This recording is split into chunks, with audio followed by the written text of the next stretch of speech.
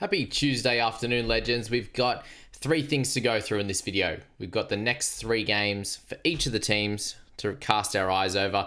I haven't changed the ladder this week. I don't think too much happened last week out of the ordinary compared to round two and round one. So we've got all our colors there for the hardest and the easiest draws coming up.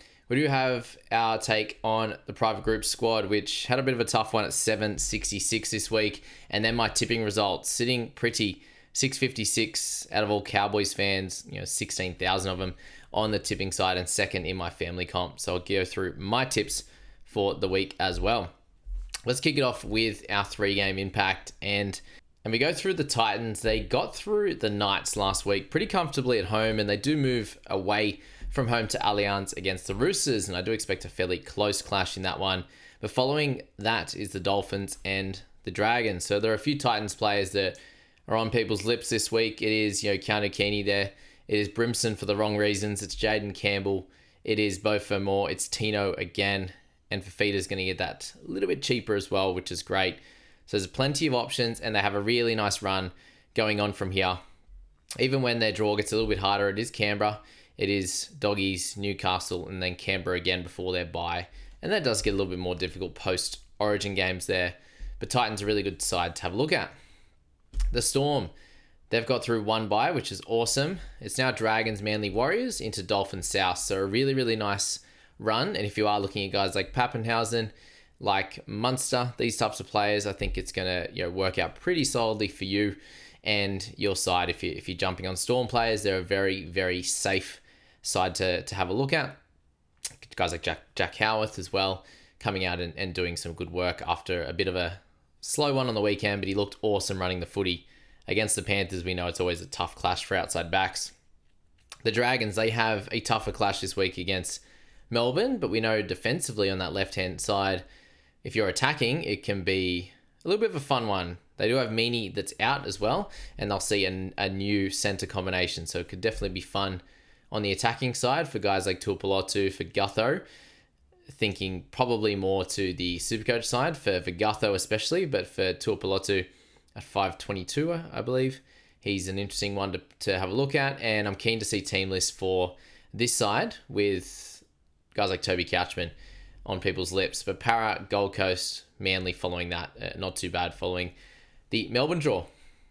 Okay, Knights, the next team that has a bye. Not a team you're going to be looking at, but potentially holding or selling guys like Ponga, Mazu, Bradman Best, definitely selling Lucas. But following that, they have a pretty solid draw all the way up until their next bye in round 18. So yeah, super sad that had to sell Dylan Lucas, and we'll have to in Supercoach, in Dream Team and all that as well. For the Warriors, they get Tigers this week, and then it's potentially a really good time to sell some of your Warriors guys. If you're looking at Barnett, he's an easy guy to move on from. Metcalf could be this week or the following, unless he pipes out another really good score. The Doggies, it's Cronulla into the Newcastle Knights into the bye. There aren't too many guys that are clear standouts in this side right now. The forwards are pretty well set, to be honest with you. It's Preston not getting much ball, but hopefully that can change. Against the Cronulla side, I don't know if you want to target any Dogs players anyway, and got to buy in a couple of rounds. So Dogs are a side to leave. Cowboys are also a side to leave. It's Canberra, which will be pretty tough for him, into Penrith, into South before a bye, and then you could potentially look at them from there, or following their round 12 bye, because they've got 2 in 6 weeks there. The Eels, who would you actually target from here? It's Hopgood, number 1, and you're probably holding like a Yongi. You could sell him, definitely, but I don't know, there's not too many guys other than Katonga that you could potentially target there, and it's at least a 4-week run for any cash cows or mid-range guys anyway. And it's Manly, St. George, Canberra, and Tigers. So not too bad, apart from this upcoming week against Manly. Manly are up next. They have Para into Melbourne and Cronulla. So if you have outside backs, attacking players for them, you're in a pretty good spot to go pretty well with this week. And then it does get a lot more difficult with Melbourne, Cronulla, and Penrith in 3 of the next 4 weeks. So be aware of that if you own certain guys in Supercoach as well. Turbos, Garricks, these types of players that I own.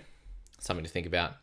Roosters have a nice couple of games now. Titans, who I've got on that borderline for the easier matchup, and Souths before Brisbane and Penrith. So They've already played Brisbane and also Penrith in the first 2 games, and they get them again, which is pretty tough. So, yeah, not exactly what they would have been hoping for, but a nice couple of games here, I think, at home and then against the South the following week. But we may actually see a Latrell back at that time. That could be interesting.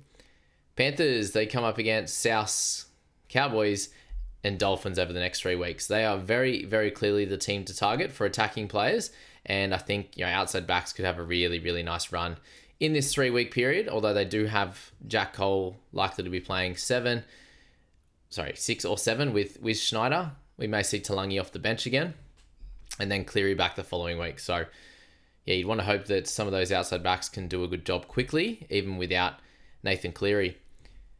Tigers are up next. They have the Warriors, Brisbane, and Newcastle over the next 3, so it does get a little bit harder for them, but I think this Warriors clash will be close enough, and then it does get a bit more difficult in amongst a Parramatta game in there.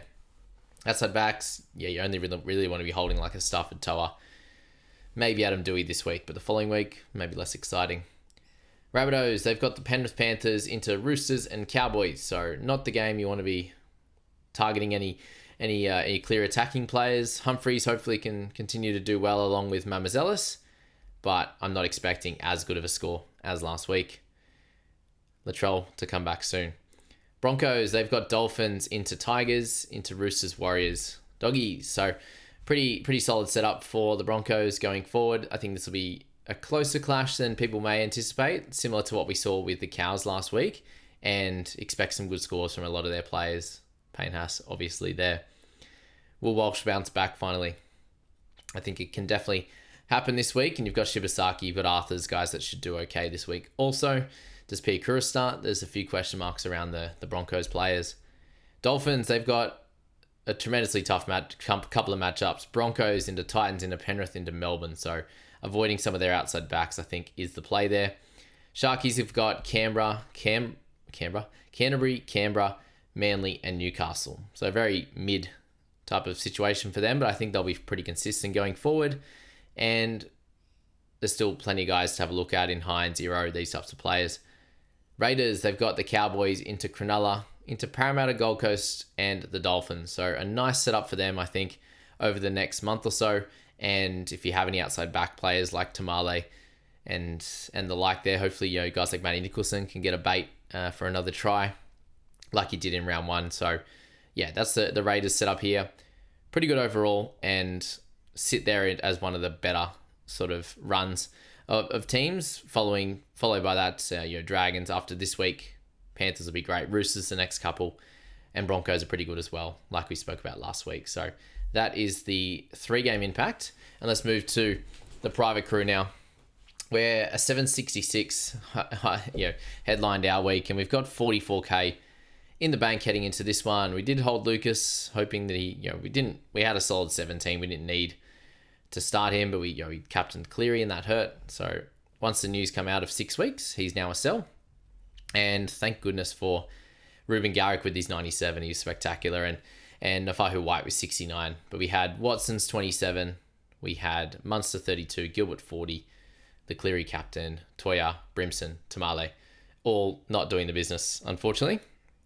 And we got some good scores off the bench there. Humphrey, Seyfarth, Mamazelis with the Sen Smith 32 was fine, completely fine. And yeah, decided to play Sandon over the 36 of Cole was where I was at with that one across the weekend. Having Purdue's 50 was good with Yongi in there as well.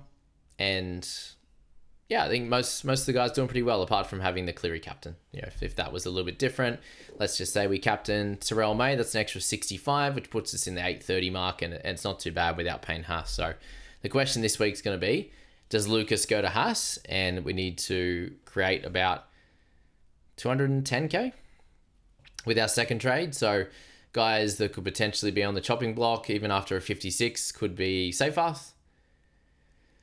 It could be Brimson, but we'd have to go down to like a 230 play, which is pretty rough. And I think Tom Gilbert are the only 3 that you could probably go down from. And how many options are there around the 230 mark for Brimson? Not a lot. And we probably need his wing fullback coverage for not exactly this week, because Yongi can play in there. But yeah, we're probably looking at not really nothing down there. So if we went from one of the other guys, it's probably Katonga that would be coming in if we wanted Haas. And then if we didn't need Haas, Lucas could go straight to... He could actually go straight to Campbell, which is pretty fun if we wanted to do that. We have Watson out. We have Cleary out this week. We have Lucas out. And everyone else is pretty well set. Not having any of those pesky Knights players apart from Lucas there. So let's move Cleary out for Humphreys, sitting there with the captaincy. How good is that? So yeah, Yongi, Cole could be in the 17 along with Jackson Purdue. So we are currently sitting, if all goes well, in team list with 18 players before any trades. So that's pretty nice. Just with the 3 big dogs out, Lucas will go out and we'll have some loopers this week holding Cleary and potentially Watson, unless the squad decides to move on from that. But there's been a heap of good suggestions, and Lucas straight to JC and potentially one of our other cheaper guys down to another to a cheaper guy like Katonga could work out as well. Do we want to sell guys like Gilbert or Seyfarth who are doing a decent job, especially Seyfarth with the try? That's going to be the big question for the People squad, given we're ranked 24,000 and we'd like to make some moves. But we didn't use any trades last week, which is good. And I personally in this team would use 2 trades heading into this week. My tips for round 4. Sitting pretty at the moment myself, which is good. Just the one bad one last week with the Knights, with my hedge. Didn't like that in hindsight. But Panthers and Rabbitohs, we have to pick Panthers even though they've got a few out. If Latrell was there, it might be a different story, but he's not. This one I found a little bit difficult, but I went against the Roosters train last week. They should get a couple of players back, which would be helpful for him. Looks like Nat Butcher will return, and we should see Lindsay Collins as well, which would be great. They are missing Watson though, and that can be tough. Titans play pretty good, but that was at home. They move away from home. Roosters come back from Warrior Land in Auckland, and I think that they can bounce back with a win. So I think that's the close one, but I will be tipping Roosters in that. After missing out on the Titans, can they do me dirty 2 weeks in a row? Seems to be the play with them. Broncos against the Dolphins, can't really tip against them at the moment. The way the Dolphins are playing. Storm against Dragons, just a great team in general. Hard to go against them, even away from home. Raiders, I'm tipping to beat the Cows by 8.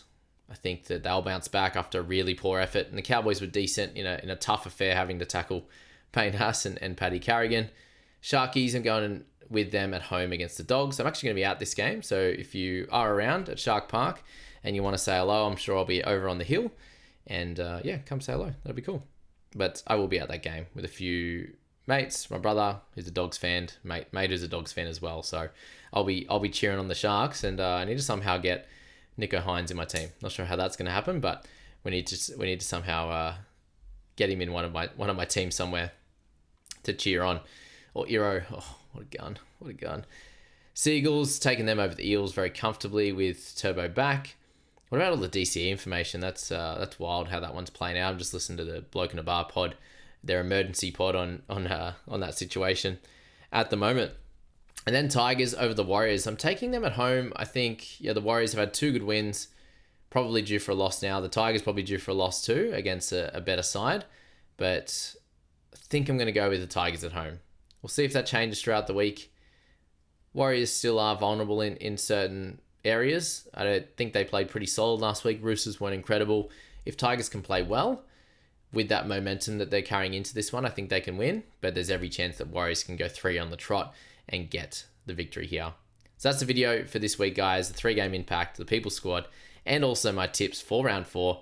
Let me know where you're at in the tips, if there's anything different, or if you've got any comments around that, what you would do personally in the People squad, and which teams you're actually targeting, or if you don't think that that's too important at this stage. I'll continue to do it because at some point it will be, and especially can be in Supercoach. See you guys. Have a cracking day, and we'll see you at Team List Tuesday.